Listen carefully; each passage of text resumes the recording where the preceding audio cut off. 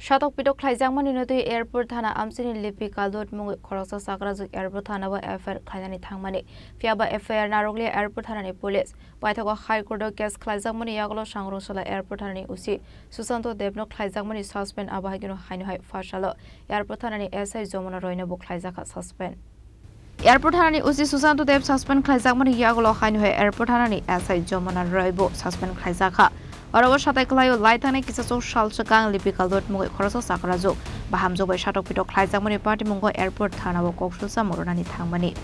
Phiyaba o Chakrajwkni Khoroksa Mungno Narwkliya Khoroksa Airport Thanani Police Abohaikheno o Chakrajwkno Thanao ringwi telangui lengpra romani koktoma bukashe phaimani a party Munoti Hangkor SP baibo malaika hanai Phiyaba Narwkliya Musa Saktharmung Paithago Musalama kari Ama bai High Court Khlaijakmani mamla Aparte Munoti Sangrongsalo Airport Thanani UC Sushanta Deb Khlaijakmani Suspend Phasalo Haino Party Khoroksa Airport Thanani SI Jamuna Khlaijakha Suspend Abohaikheno Koktomani Bising Twiwi Busaiman Ka Laithane 29 July Salmario Anjali Sarkar Mwngwi Khoroksa Shikle Lipika Lodh ni mobile phone khlai case rosai nahanani bagai bo damrok mongtomani henai okol record bo dorbar nogo Phasalo Shaka Khoroksa lawyer court থানার OC suspend হয়েছে এবং আজকে আমরা কোর্টের মাধ্যমে জানতে পেরেছি যে আজকে WSI যমুনা রয়্যার সাসপেন্ড করলো সরকার এবং ওনাদেরকে একটা আমরা রেকর্ড দিয়েছিলাম কোর্টের নথির মধ্যে যেটা 29 তারিখে একটা কল এসেছিল যে লিপিকা লোধকে ওইখানে কলার ওনাকে ডাইরেক্ট করেছিল যে অতি সত্বরেই থানাতে আসার জন্য না হলে ওনাকে অ্যারেস্ট করবে তো ওই কলারটা যেটা নাম ছিল অঞ্জলি সরকার নামে রেজিস্টার ছিল তো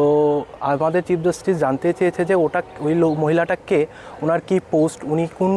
পোস্টে কর্মরত এবং ওনার এখন বর্তমান কাজের কি স্ট্যাটাস উনি কি এয়ারপোর্ট থানাতে এখনও কাজ করছে সেই জন্য উনি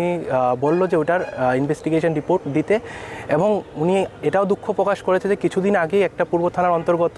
রত্না রয় একটা কেস হয়েছিল তো ওই কেসে উনি বিভিন্ন রকমভাবে জাজমেন্ট দিয়েছিল বিভিন্ন রকম ডাইরেকশন দিয়েছিল তারপরে আবার কীভাবে এই ঘটনাটা দুদিনের মধ্যে এইভাবে হয় এটাই উনি জানতে চেয়েছে আর এই মামলাটার জন্য একটা অ্যাফিডেভিট ফাইল করার জন্য বলেছে এবং নেক্সট শুনানি 6 আগস্ট রেখেছে দেখেন আমার এই মামলার সম্বন্ধে যে মানে এক্সপিরিয়েন্স বা যেটা বলবো যে পুলিশ